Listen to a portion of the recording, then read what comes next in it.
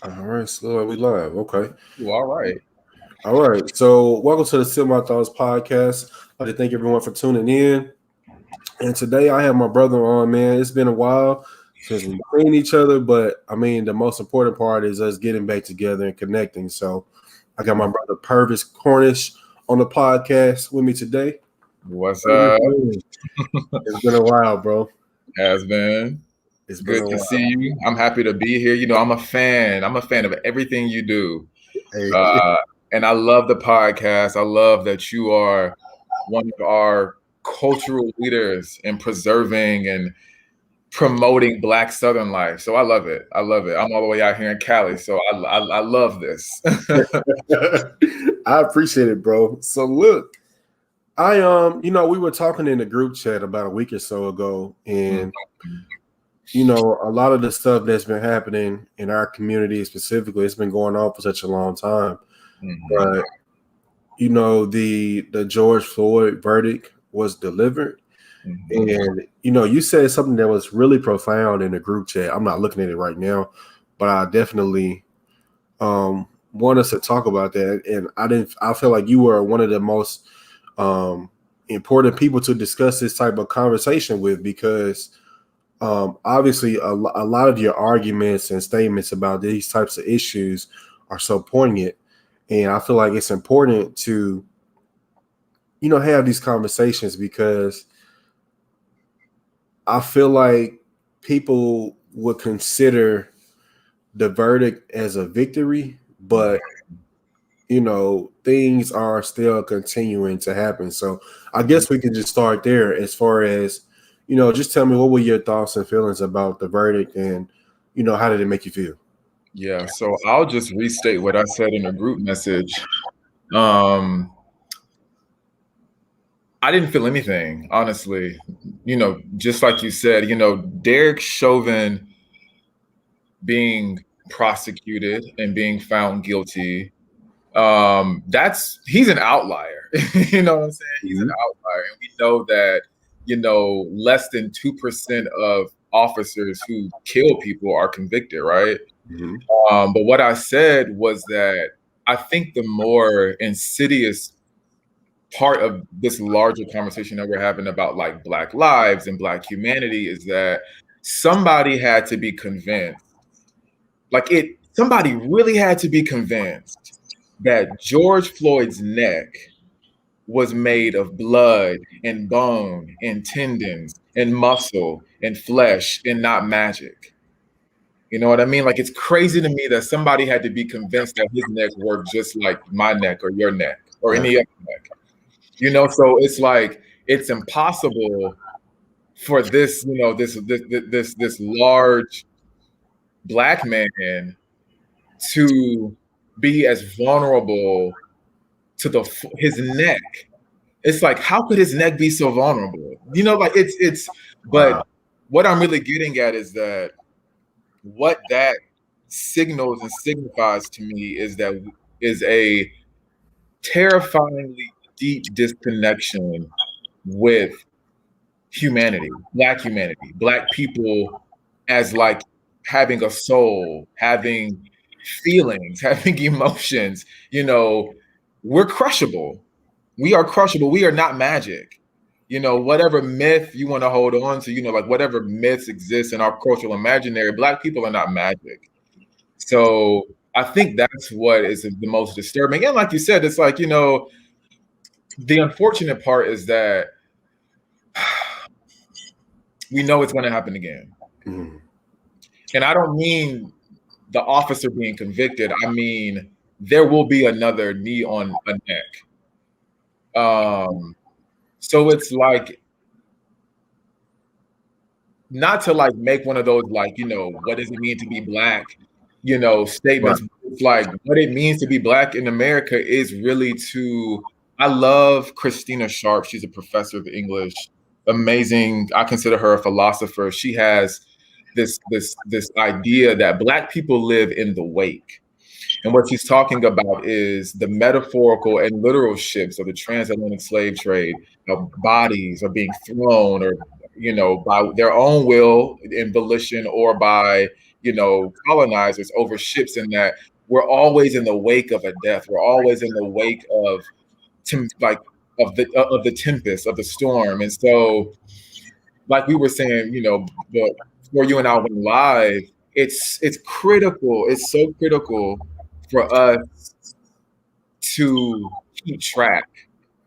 I think for me, I feel like what this Chauvin verdict just reiterates is that we have, you and I, Tyler and Purvis, and all of our homies, I'm thinking Ashley, Katie, all the homies in the group chat, being a witness and keeping track of the joy in our lives and the love and the care, and most of all, the tenderness. So yeah, I kind of just went on that, but like, no, by all means, I think that's, like I said, your perspective on things really, it kind of fleshes out the entire topic.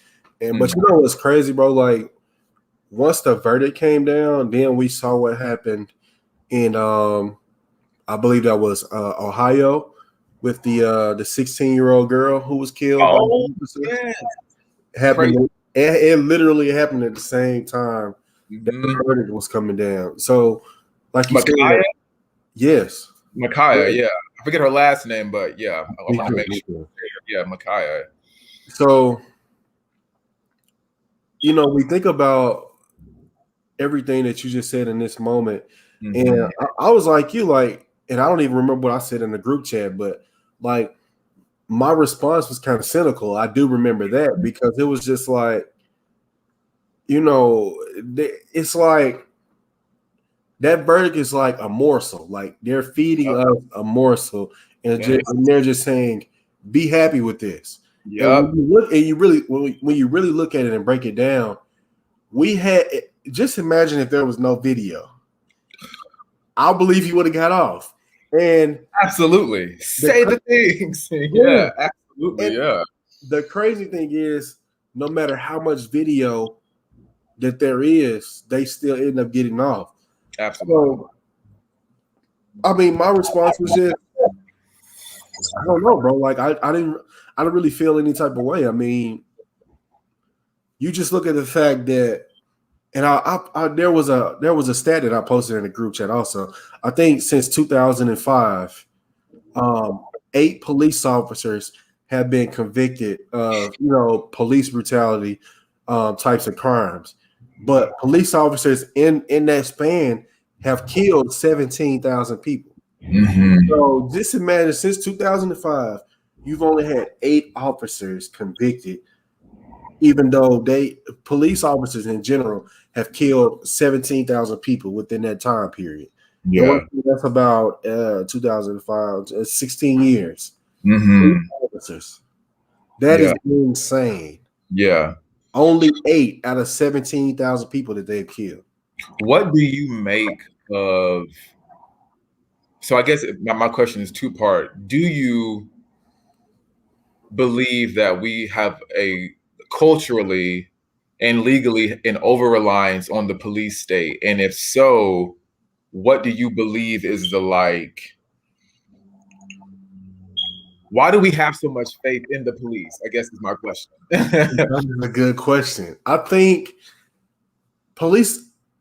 Okay, so first of all, there has to be historical context that has to be included within this. So people, first of all, need to know that police officers back in the day was a form of slave trading. So you escape from the plantation, they send the people out to come and find you and bring you back to the plantation. So first of all, we need to know where police officers came from.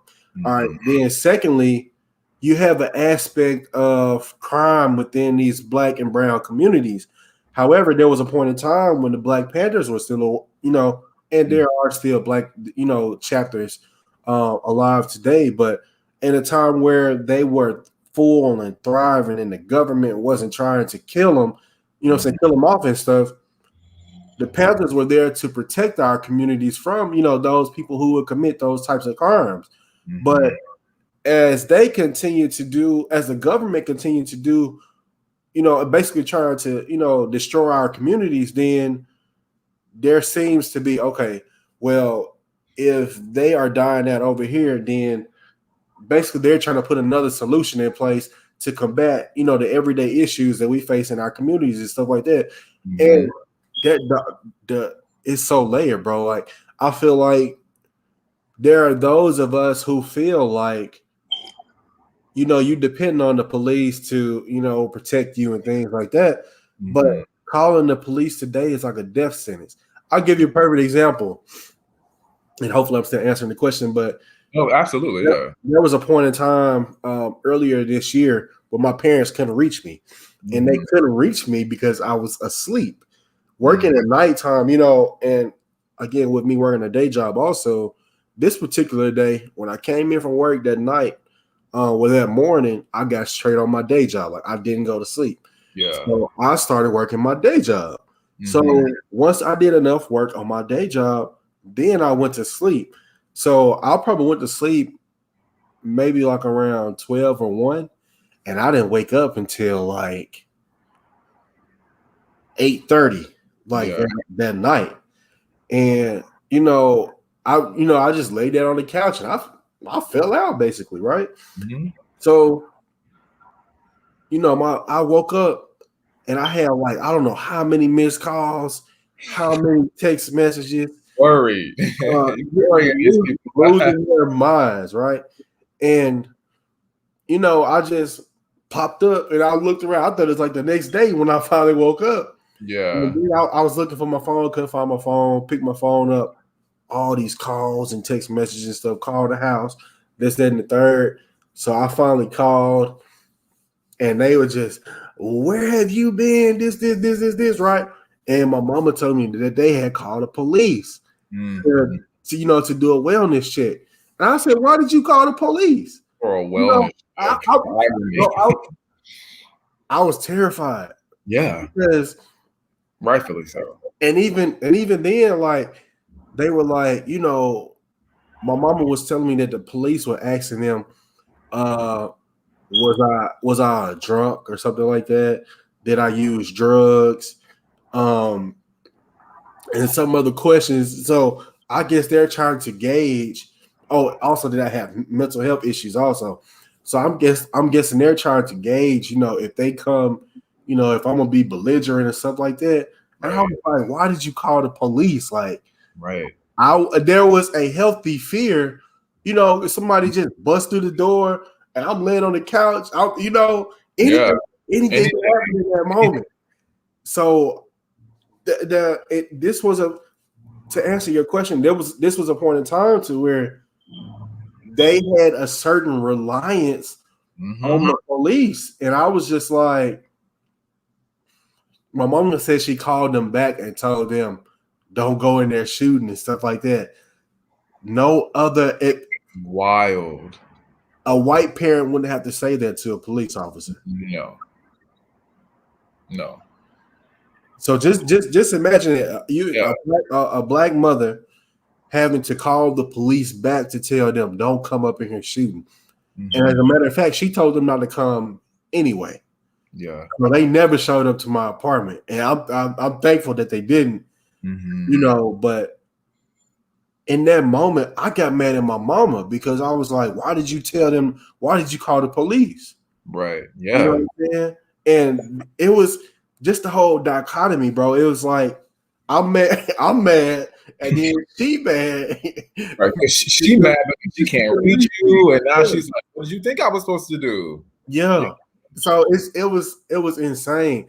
But I don't really understand why we depend on the police the way that we do. And it always baffles me in some of these cases when I read, the reports and stuff after the fact. Some of these black, I just don't believe in calling the police, like, because it never ends up well for us. Like, we gonna be the ones calling Micaiah, for an example. Micaiah was the one who called the police because these girls was attacking her. Now, when the police get to the scene, they see the knife in her hand, and you know what I'm saying, she's still going to one of the girls. Now, my whole thing is, if you are a grown ass man and you can subdue a 16-year-old girl without shooting her dead, you don't need to be a police officer. Yep. Period. And I don't understand it, to be honest. I feel like there are those of us, like you heard the Senator Tim Scott in South Carolina talking about America is a racist. There are systems and institutions within this country which are still inherently racist, and white supremacists have infiltrated these systems. Absolutely. And they are not healthy, but they are a part of the system that still imposes, what I'm saying, the highest penalty, which is death, what I'm saying, and particularly mostly on us. So when it comes to us, specifically Black people being, so trusting in the police, I don't get it, because it never works out for us. Yeah. That's a lot. And I share the same sentiments, honestly. I prayerfully am never in a situation where I need to call the police. And I think definitely a part of it is, like, I've just been thinking about like the concept of like love and justice. So I'm, like I'm always reading Baldwin, I'm always reading like Reinhold Niebuhr, and Niebuhr has this idea that like justice without love is not justice. And our justice system is not a system about love. It's not a system about, rehabilitation, or like restoring the humanity to the convicted. But I think the other thing about our over-reliance on the police state, because I was reading an article a couple of days ago that was saying that like since 2015, when Mike Brown was slain in the streets, the police state has only, like, budgets have only increased. Officers have only made more money. They've only become more militarized, more powerful. And I think in a society whose beginnings, it's like the precondition of like American democracy was to annihilate Native peoples and then bring in captured and enslaved Africans, right? So it's like our society from the very beginning has been like shot through with paranoia. And I feel like the police, in a sense, like they represent trying to like wrangle in that paranoia and even control it, in a sense, if that makes sense. Yeah. And I don't know, man. I feel I'm just not comfortable with the idea of police officers representing like morality and safety, because they are neither. Absolutely. You know what I'm saying? Like that they are like instruments or agents of that is always so strange to me. But yeah, I don't know. I've been in the habit, honestly, and I'm not like that I even do this, but like I'll wake up and every morning I check the news to see like if somebody was killed overnight. For real? I do, and it's bad, Ty. Like I've been talking to my therapist about it, because it's just like we just keep adding names to the list. We add names to the list, and we having to keep track of all this death, and yeah, so that. Yeah, that's wild, man. I feel like for me, the death of Trayvon Martin was really like my introduction to learning about what police officers were doing out here. Same. It's like I feel like we've all learned about, or we all kind of knew about Rodney King, but we were so young at that time to where we didn't really understand the ramifications of what was happening during that particular moment. I mean, that particularly sparked the LA riots. Right. I wasn't even born yet when Rodney King. Yeah. I think I might have been like 2. But I still wasn't old enough to understand what was happening. Right. But, so as you get older, you learn about this stuff. But, Trayvon Martin was really like my first. Same. And then Michael Brown happened like the next year. And somehow or another, I ran across the Amadou Diallo in New York. Yeah, and just looking at just looking at how the system was doing its best to protect these officers and allowed them to move the case from where they killed them at to a whole nother place where officers just didn't get convicted. Yep. And then I saw that and I was like, wow. And unionized officers are the least and the last ones to be convicted. You know, it's crazy that like any other regular union, you know, it's concerned with healthcare or like a livable wage or like long work hours or work conditions. And police unions it's almost a single issue union, and that is, how do we protect our asses? Mm-hmm. You know, how do we get off from, you know, an error or like a slip of the trigger or my finger, you know? Yeah. But yeah, I didn't mean to cut you off, but like I was just thinking like Trayvon Martin was Trayvon Martin was the introduction, but I think what really hammered it for me was the trial. Trial. Because I remember I felt like that was my you know, like I always credit my grandmother with me radicalizing, so to speak. You know, 'cause I'm from South Carolina, and so like I'd always been like attuned to like injustice and inequity and those kinds of things. But I feel like that Zimmerman trial really, I was like, oh, okay, like this is what we're dealing with. So that was the summer that I moved to Mississippi for grad school. Yeah, so it's like the beginning of like a chapter for me. Yeah. No, that's real. That really, the trial, like you said, the trial really kind of, it really gave me the purpose for the type of work that I ended up doing. So, you know, my master's thesis was centered around media insensitivity to people of color. And now that I'm older and I know a little bit more about the topic, you know, now I'm in the process of making it into a book. And now it's more so about colorism and the stereotypes that media plays into and the type of destructive narrative and destructive effects that they has on us as Black and brown people. So yeah, the trial was definitely a turning point for me. Like, and I'll never forget.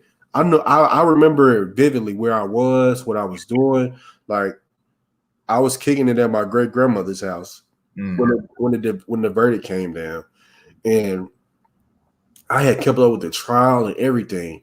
And when they delivered that not guilty verdict, I was puzzled. Like, I shed a few tears, but I was more so puzzled. Like, you got video, you had motive. He wasn't a police officer. Like, you know, all the wrong steps that he took, but you still allow him to get off. And in the process, you were vilifying the Black man, well, the child at this point. You were vilifying a Black child in his death, and you were trying to figure out all the types of ways of, you know, of basically just justifying his death. And the media played a huge part, I believe, and I feel, in the way that verdict went. And it still plays a part today. And like there is a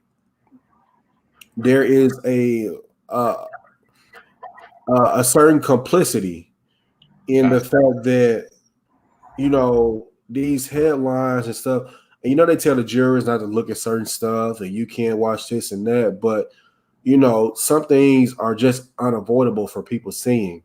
And now, even myself working in this industry, the reason that I created this platform and, you know, podcast, obviously YouTube channel and stuff as well, you know, we are continuing to talk about diversity in this industry, in all industries, as a matter of fact. You know, a lot, basically during the pandemic, you have jobs and companies, you know, they're bringing Black people in as diversity hires, and basically they're just trying to fit a quota. You know what I'm saying? And it's like we are forcing ourselves to integrate into a system that doesn't really want us to be in the system in the first place. Right. Now you integrate these systems in order to, in an attempt to change the system from within. But there's only so much changing that you can do to the system. The system has to change itself. Yep. But the fact of the matter is, the system does not want to change itself. The system is going to be the system until you get the people outside of the system who are, integrating the, the negativity, the white supremacy, certain ideals into the system. So we keep talking about systems, you know what I'm saying, in this country. And I just feel like, for me, George Floyd was just it was just their way of saying this is the most unavoidable verdict that you can deliver. Like, there's no way that you watch this video and you can't say that he wasn't guilty. Right. So, and I think this is another thing that I said in the group chat, like, we have to be damn near, I don't even remember the word that I used, but just imagine watching that video. They have to, and even the Eric Garner video was brutal in a sense, but just the way that he killed George Floyd. Black life has to, and I want to, because I'm making a mental note, because for me, I'm gonna come back to that, but like, Black life has to, like, that video demonstrated that it has to be taken to its extreme. Exactly. That's what I was trying to say. It has to be taken to the uppermost kinds of pain to make sense. Because again, what was on trial was not, it was convincing these people that, look at this, like, this man. And I think it's so interesting that you said that, like, you were interested in, like, colorism, because it's impossible for me to have a conversation about police brutality and colorism not, have a footnote somewhere in there. Mm-hmm. You know what I'm saying? So I'm thinking of, like, the George Floyd's physical body, his corporeal self, he's like 6'3", 6'4". He was tall, mm-hmm. large, and he was muscled, yep. So it's like, that kind of body has to be taken to the extreme for it to move you at all. Mm-hmm. And that, to me, is because like you were saying about essentially, like, reform, like these systems, be it like a corporate system, the legal system, the police system, education, it's going to take more than some reform. Like the hard truth and the harsh reality, the frank reality is that it is going to take a complete overhaul of the system for it to change. Mm-hmm. It's like, like, we ain't talking about like a bad, it's like the foundation is bad. Like, fundamentally, it's just bad. It's just flawed. Mm-hmm. You know what I'm saying? Like, it's not like the foundation on which American democracy is built and has extended and branched out is rooted in something virtuous. I mean, yeah, like, we have these words about, like, independence and, like, whatever other bullshit we talk about American democracy. And it's like, no, like, I know as a gay Black man from the South that, like, all these things, safety is an illusion. Mm-hmm. Absolutely. Safety is an illusion. Absolutely. That I'm safe in an all Black space is an illusion. That I'm safe in an all queer space is an illusion. That I'm safe in a middle class. All safety is an illusion. You know what I'm saying? Yep. But to your point about, like, reform, and, like, Black life, like, what it took for the jury to, like, watch the video is we are confronted by moral apathy, mm-hmm. to use James Baldwin's words. He talks about how, writes about, I feel like the running theme is America as a morally apathetic, a moral apotheosis, death, moral and spiritual death is America did not become America because we are great. It became America because it quite literally requires oppression. Absolutely. And that's a harsh statement, but America can't be America if we all are winning. You know, the world can't be the world if we're all winning. Mm-hmm. So yeah, I think for me, like, what it takes is, again, and I'm coming back to Baldwin, because for me, all of this, any of the conversation about societal change, communal change, reform, you have to start with yourself, because the reality, the truth is that we can all be Derek Chauvin. In some way, we all have the possibility to put our metaphorical knee on another's neck. And I know that from experience. That's real. Yeah. You know what I'm saying? Like, I am a gay Black man from the South. I was raised in the church. I was raised, you know, with an acute allegiance to respectability politics. Go to college, get a job, get a wife.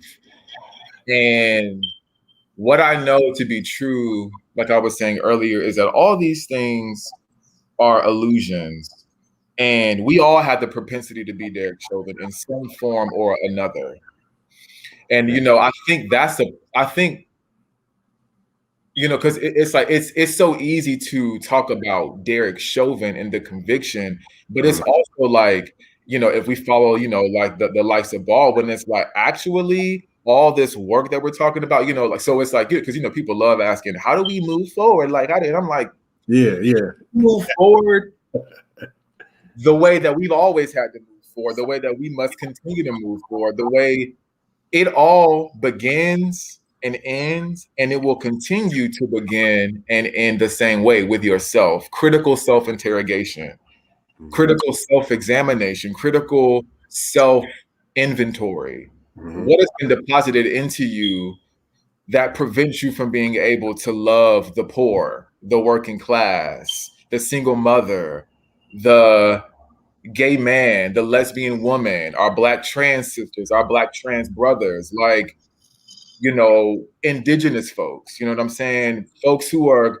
these people ain't crossing the border, baby. These people coming home. You know what I'm saying? Like, all this border talk, this is their land. This they shit. This ain't ours. Exactly. You know what I'm saying? Like, you have to begin with yourself. You know, like so I think that's why it's like, for me, anytime, like, as soon as I heard the Chauvin verdict, I actually went to journal about, where in my own life am I clinging to dogma or ideology, be it racial, be it economic, be it religious, spiritual, whatever. Where has my knee been on somebody's neck, and where are my blind spots? You know what I'm saying? And that's, you know, and it's like, honestly, I don't want to do that work. I don't feel like I should have to do that work, because it's kind of like, at least from what I've observed, I think a lot of Black folks rightfully know that we are not even halfway responsible for the shit that we're in as a country. You know what I'm saying? But the hard truth is that we all have to start with ourselves. You know what I'm saying? Like, we all have to start with the I, and what is in that I that prevents you from being, because it's like, fuck, like the police state. It's kind of just like, you, like, how are you showing up, like, in your own community? You know what I'm saying? Yeah. So yeah, I know I kind of went on like a No. I think for me, like, these issues are so much more than like mutable, tangible things. I think so much of the conversation is like, it is philosophical. It is, you know, getting at like the immutable truths about wrestling. What does it mean to be like human? What does it mean to be in relationship with other people, Black, white, whatever they are, you know? Yeah. Man, that's a lot. But Yeah, I know. I said a lot. but in relation to, damn, that was, I like how you said, has there ever been a point in time where we've all, where we all could have been Derek Chauvin? Right, because he's just a symbol. Yeah, mm-hmm. He's just a symbol to me.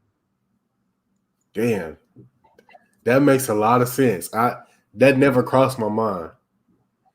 Yeah, and the reason I say that is because of this. I am skeptical of talk about Black liberation. And it's interesting to like watch my evolution as far as just like what black liberation looks and feels like. Mm-hmm. But the reason I say that is like that Derek Chauvin is just a symbol. Derek Chauvin is a symbol of the worst of not just what, because again, it's not a race problem. It's a human. It's the human condition, right? Right. It's just that it is transmitted oftentimes through white supremacy. Mm-hmm. But the point I'm getting at is take white people out the picture.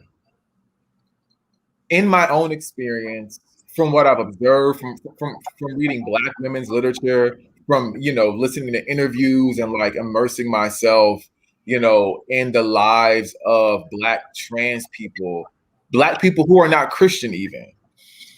I know that we all have very different opinions about what Black liberation looks like. Mm-hmm. And for example, like, because Umar Johnson has like been in the news, you know what I'm saying? Yeah. And the truth is that like he say some real shit. He also say some bullshit. At times, yeah. Yeah, but it's like that's all of us. We all say some real shit and we all say some bullshit. Mm-hmm. But like I said in the group text, we all live from our own systems of reality. So it's like I'm skeptical to call somebody like Umar Johnson wrong because he is serving some segment of the Black community. He might not be serving me. You know what I'm saying? Because the reality is that somebody like him, he thinks from, and this is from his own admission and from like the folks that I know he reads and has read, that me as a Black gay man, that I am somehow an impediment to the race moving forward. That I'm an impediment to the Black family, that I'm, the white neoliberal lapdog. And that's all that Umar Johnson kind of Francis Cress Welsing thought. So I say all that to say is that like Derek Chauvin is just a symbol. And it's in all of us, I might not have the political clout to let's see, exterminate, groups of people, right? But I have the power to exterminate maybe the ability of somebody to love themselves. I have the power to exterminate the ability of somebody to see themselves, to see their right to the light. I have the power to exterminate a woman's belief, and if not exterminate, at least challenge or make harder for a woman to, I guess it's as simple as, advancing her life, like bettering her life by virtue of my melanin. So it's like, we have to get clear about our own, and I'm so fucking sick of the word privilege. So because it's not, you know what I'm saying? But it's like, we have to be clear about our own presuppositions and assumptions. And one quote that I love is from, because again, like all this stuff for me is like, honestly, it's philosophical. And Socrates says, and I believe it's Plato's Apology, he says that an unexamined life is not a life worth living. And that's, for me, man, that's the foundation. Like, I have to come back to, okay, but where the fuck are you? You know what I'm saying? Like, like, what is it that you've, like, where are your own blind spots? You know what I'm saying? Yeah, that. That's important. It's definitely self-evaluation and reflection is definitely important, because there are times where things can happen in your life to where, you can become, and even like us, like we are so, in my opinion, we are so desensitized to Black death in a sense. Like at this point, you can just say it on your timeline and you can just be like, I saw somebody saying this the other day that I was watching. It might have been on YouTube, but he was talking about how, now you can just scroll down your timeline and you'll see somebody, dead or something like that. And then you just be like, damn, well, this happened. And then it's like, we may not keep scrolling, for example, but it's like life will keep scrolling. Life will keep scrolling. It's life. The crazy thing is life is a timeline, right? Mm-hmm. But when we look at it from a social media aspect, you see the dead body, you read the story, damn, that's messed up. Yeah. And then life scrolls. We scroll. Yeah. You know what I'm saying? So self-reflection and self-evaluation is very important, because if you don't know where you are, you don't know where you're headed, you don't know where you are in this present moment. Right. I feel like we as a people, like we're in a moment to where we keep experiencing this stuff. And I think another issue that we have is we just can't seem to get on one accord. That's right? Big facts. There are Black. I saw a story, just going back to the Micaiah story. There was a story where people in the next yard saw this happening. Mm-hmm. Like they saw the girls attacking her or whatever, and it was a man, Black man. Mm-hmm. He did nothing to stop it. And when you read the quotes from the story, he said something along the lines, and I'm paraphrasing because I read this story like a week or so ago, so I don't remember it verbatim. But basically, he was saying that the police had to do something. Yeah. Now, it don't take much. It don't take a rocket scientist to say what he's trying to say. Yeah. By giving that quote. Mm-hmm. And when you look at it, so it's just like you are justifying the life of a 16-year-old being taken that looks like you. Okay. You're justifying her death by saying that the officer had to do something because he saw her attacking the other girl. Yeah. So you have a segment of us who feel like, oh, well, the police got to do something. Mm-hmm. And then there's another segment that says that uses the black on black crime trope, which I hate. And then you have y'all all need to line up so I can just like drop kick you. That's that shit up. So it's just like, so you got those two groups, then you got those who are fighting against police brutality. Mm-hmm. So where do you think, first of all, do you ever think we're going to come together as a collective? No. How can we come together as a collective? I mean, that's real. I respect it because I don't know.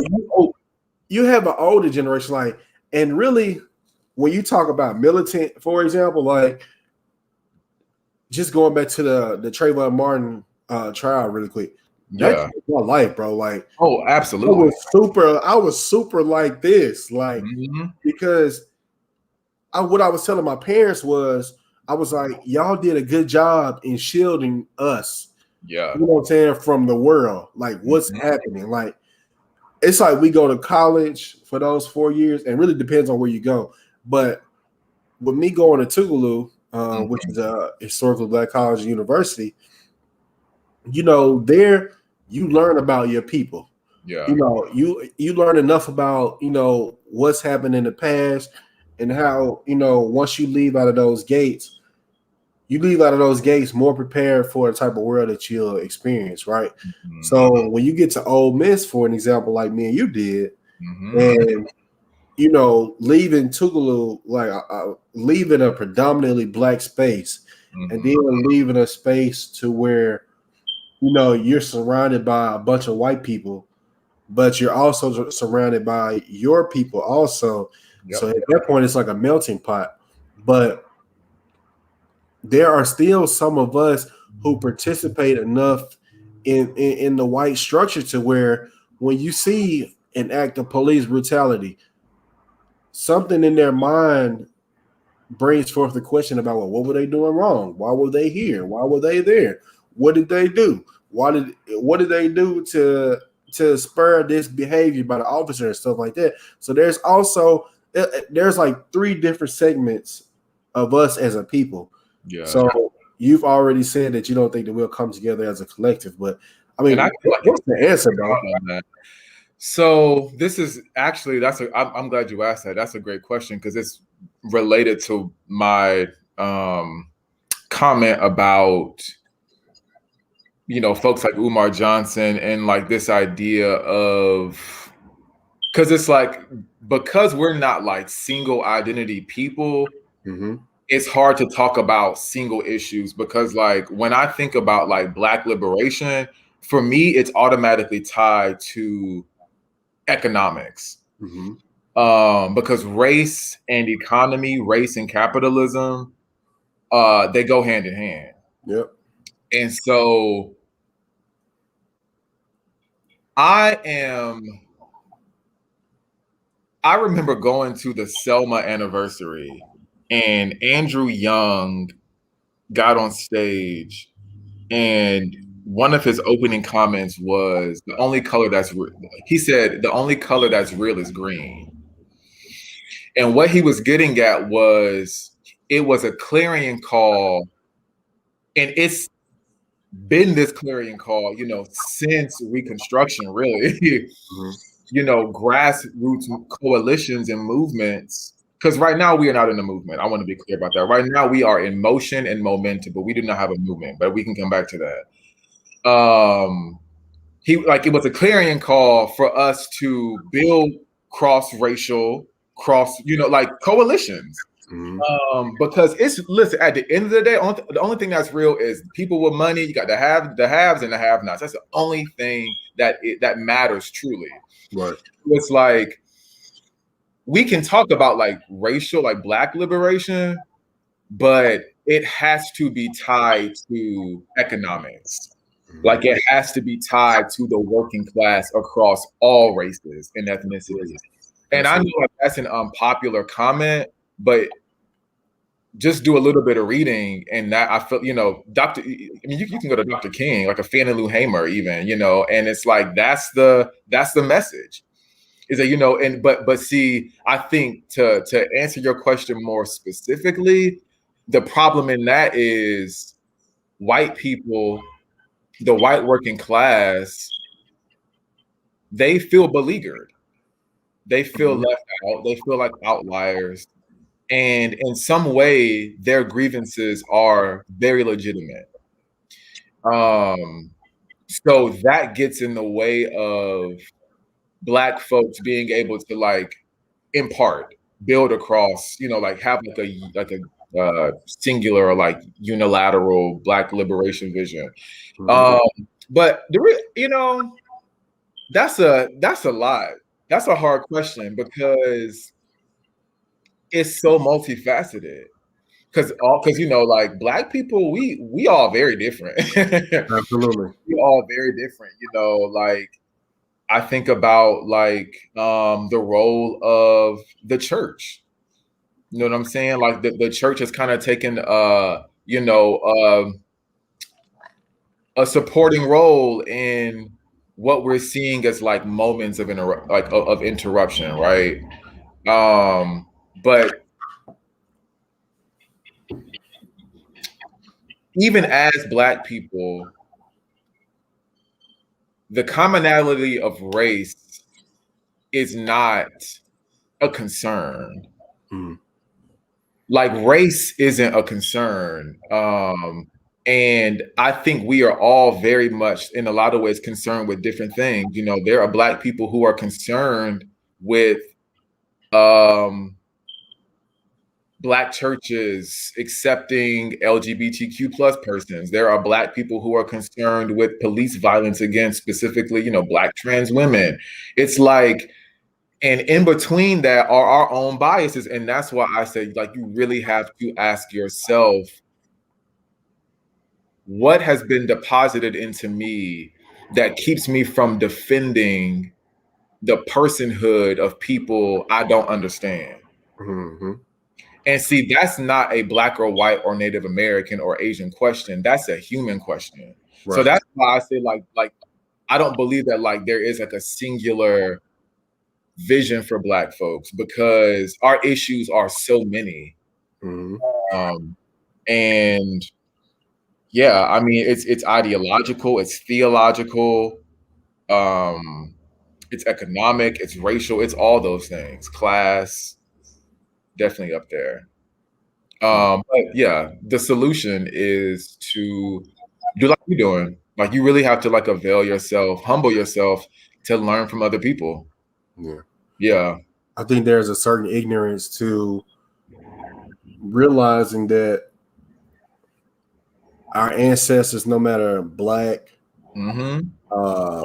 their sexual preference, everybody was included in a movement of liberation for us, because at that point in time, there wasn't a society for them to really participate in. The only thing they cared about was liberation, and they didn't care about what that liberation looked like, and they didn't care about who participated, who that looked like them, and whatever their sexual preference or whatever was. That wasn't an issue that they cared about. Everybody at that particular moment in time only cared about the liberation for Black people and the Black people who were marginalized, within the movement and things like that as well. Today, it's a lot more about like status a little bit, I would say. Oh, absolutely. Social media, social media presence, stature. Like, today is much more about a show. We are vapid as fuck. Yes. We are vapid as fuck. Like, and it was like, I appreciate what you said. It was like, I feel like we're missing. Do I mean that though? I know what you mean. It's like it feels like we're missing, like, a spiritedness that, like, drove our ancestors. You know what I'm saying? Like, and it's like, I guess what I'm saying is, like, there were no ulterior motives, because they didn't have anything at their particular point in time. Right. They didn't have anything to look forward to besides freedom and liberation. It was like, my day today is made difficult because these people are looking at me as this people. And it's today, it is hard. And I think too, like, I know for me, it's hard to, because I feel like I'm skeptical of all of it. You know what I'm saying? Like, because like you said, like, we live in a society, it's about spectacle. And it's about accumulation. It's about take. And it's about making a name for yourself. And it's hard for me to trust that, like, people who pop up as, like, movement leaders, that, like you said, that like, there isn't some, like, ulterior motive, Yeah. I think one thing though, like, I think we also have to look at the tools that we have access to today that our ancestors didn't. Vital part. I feel like when it comes to wondering if someone has an ulterior motive, right? I think we have to extend grace to a certain extent, because Instagram, Twitter, Facebook, these are outlets that we didn't create. But these are outlets that allow us to magnify our message, to further get our message out there. So I feel like when it comes to suspecting ulterior motives, I feel like we have to give some grace. Oh, for sure. To you know, saying to a certain degree, because we didn't. These are just the tools that we have to use today. Right. Now, I feel like, and nothing can ever be devoid of self-interest. If we're honest, it might not be conscious, but self-interest is always a part. It has to be. We're human, you know. But yeah, I think you're right. Like, you have to give these people grace, because it's like you can still do the work even if a part of you, even if you are making a part of it about you. You know, like other people are benefiting from it, and that's what matters. So yeah. So, I mean, I don't think the question is necessarily what's next. We know that this is going to unfortunately keep happening. Right. That's not funny to me, but it's just like, that's wild that like that we can say that matter-of-factly. Like, yeah. Crazy to me. That like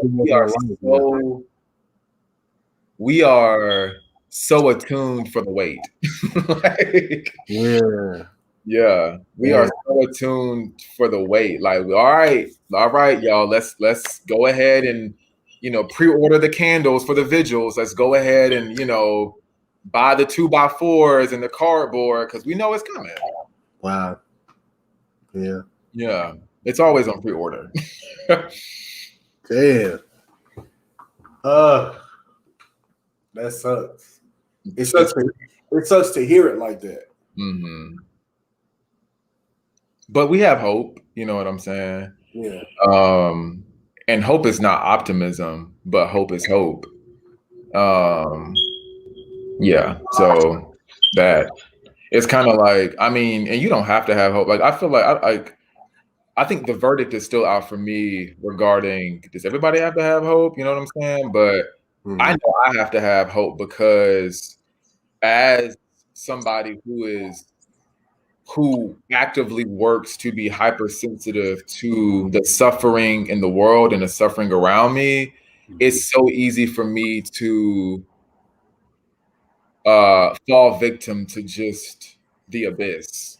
You know, just fall into like this depressive state where like nothing can change, everything is fixed. And it's just like, yeah, these systems feel fixed, but like they aren't. You know, and like we may or may not see it in our lifetime. But like I have to have hope that like the folks coming after me will have a society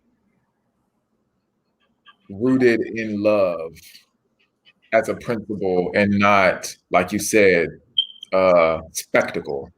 Yeah. So, and we definitely have to take more of a role in creating a society like that.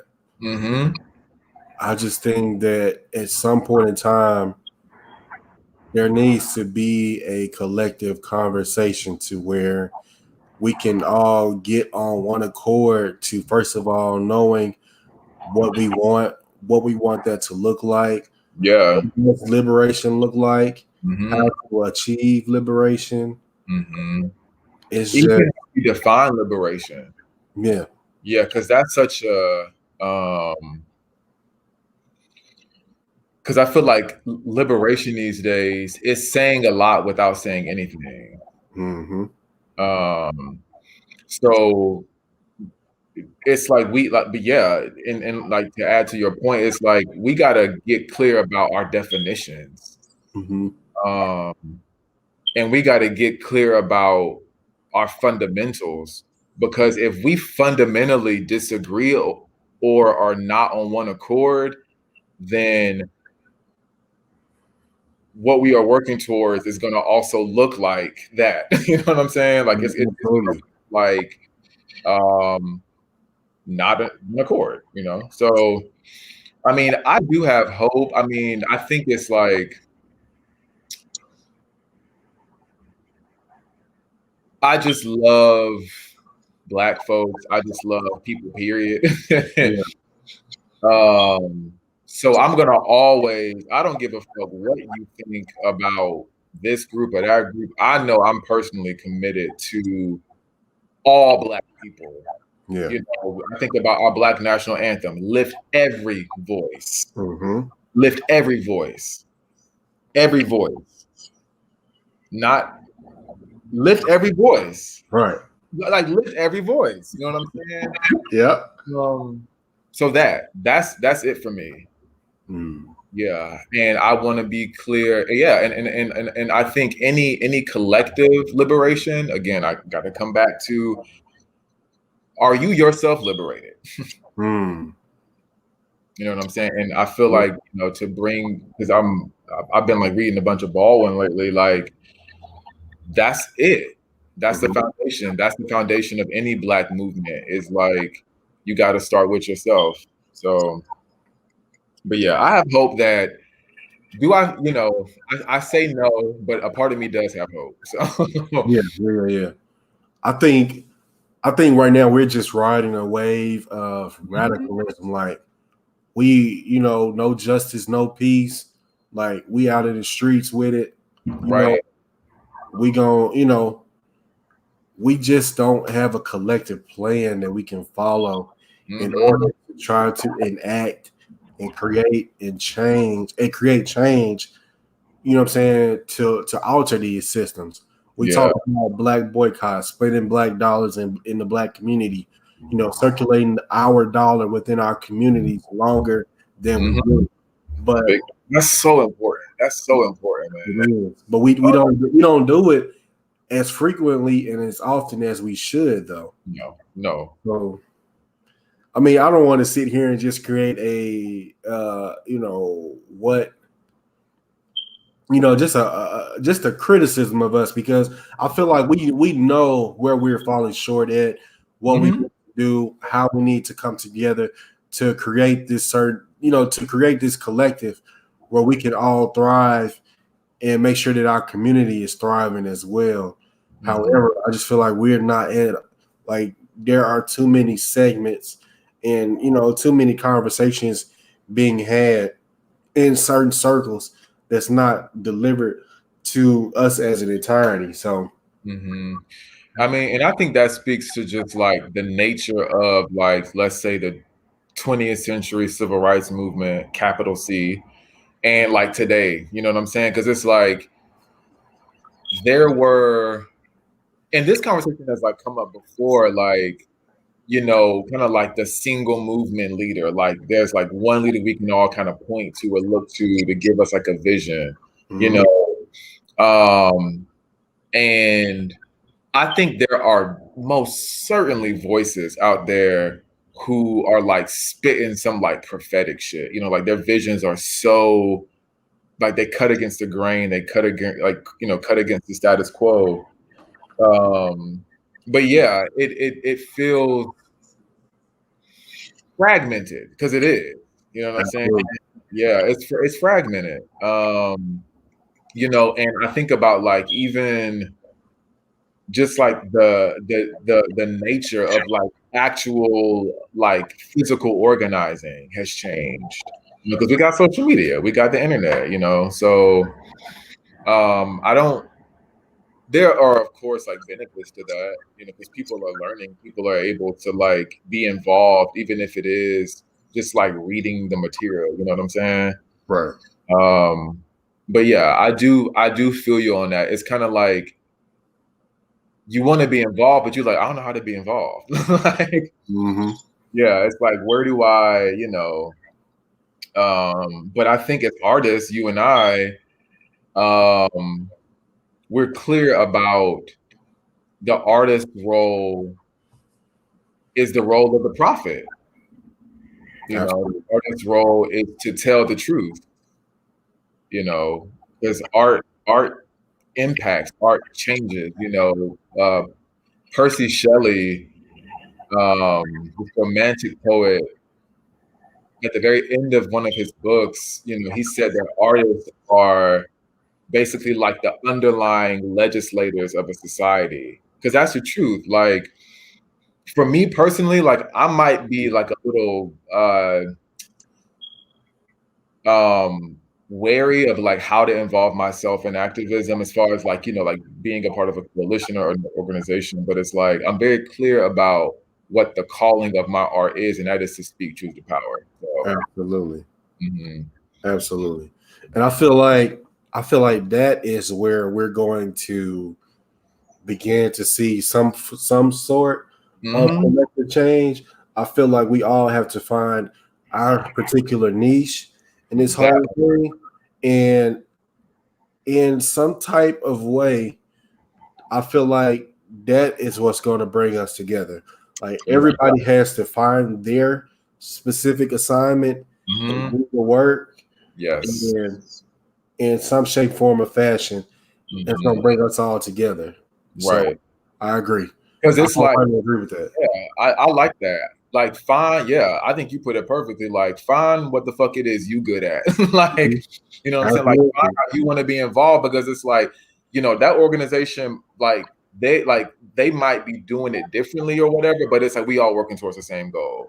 And that's the like keeping the bigger picture in mind. So it's like find like you said, find your niche and then do that. Know your lane, as they say. Like, know your lane. Yeah. So I think we can wrap it up there, bro. I feel like, and I think the dope thing about this conversation is that we talked about George Floyd and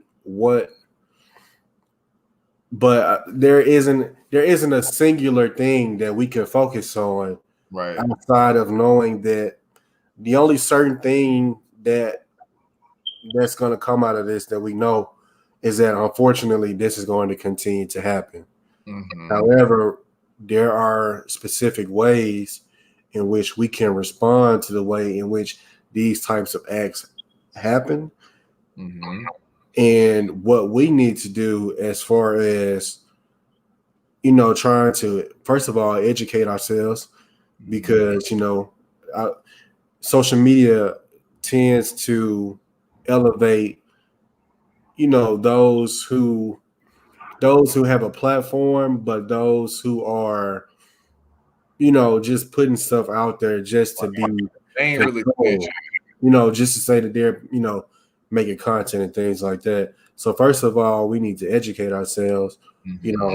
Obviously, I feel like most people should know where policing came from, but if we don't, I mean, obviously that's something that you can learn about.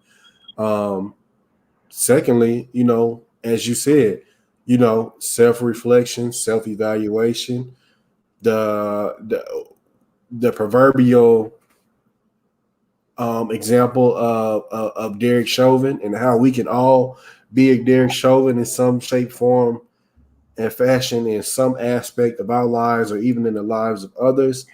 And then the third thing is, finding a niche and doing the work. I think that perfectly sums up what we discussed. And keep, and like these folks out here applying the pressure, applying pressure. And that's, like, and you take it day by day is it. But yeah, I think you hit all three right on the head. So exactly. Yeah. So this has been another episode of the SIPmyTHOUGHTS podcast. I definitely want to thank my brother Purvis Cornish for coming through. There's not one answer to how we move forward and the way in which we move forward. However, the thing that we can really hang on to is doing the work, self-reflection, self-evaluation, and education. If we take those three, I feel like we can become more informed about what it is that we want, how we want it, what we want it to look like. And I think that's the way in which we can move forward. Everybody has a job to do. So just do your damn job, in a sense. That part, literally. That's it. So again, I want to thank everyone for tuning in. Again, you can rate, comment, subscribe. The podcast is available wherever you listen to pods. I'm also on YouTube now, so you can subscribe to my YouTube channel. Same as all my social media. Sip My Thoughts. Again, I want to thank my brother Purvis for coming onto the pod, delivering some dope information that we can all use and learn from.